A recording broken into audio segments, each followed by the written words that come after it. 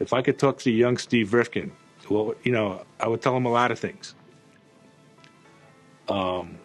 First is, let's go with health. You know, I didn't go to the doctor for 35 years. If I went to the doctor on a regular basis, I would never have had the heart attack. So I was scared of the doctor.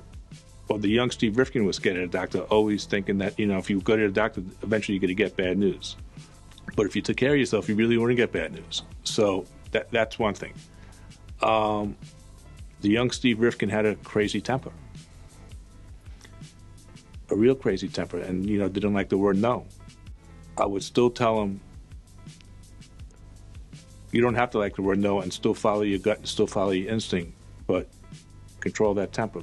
You know, and even though I would blow up in 2 seconds and then I'm on to the next thing, it scared people, it intimidated people, and it's like, you need people to help grow a company.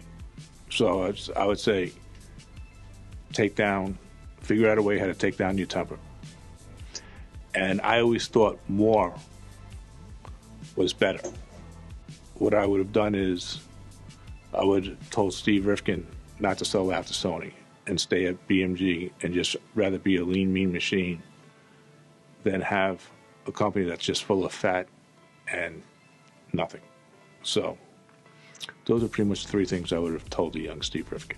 As far as the BMG Sony situation, it was really my insecurity was there was Loud, and then there was also still a Stephen Rifkind company. So the Stephen Rifkind company's biggest client on the music side of things was Interscope Records. So me and Jimmy became really, really close.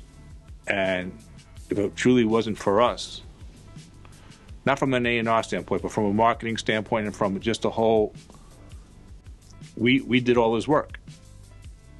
You know, and then, you know, when Suge went away, he didn't want to talk to certain acts where we would have to go in and talk to the acts for him. But I truly loved Jimmy, and I was like, you know what, that's the field I want to play on. And Jimmy kept on saying to me, you know, don't worry about the bottom line, just think about the top line, because all they're caring about is market share. Our top line was crazy.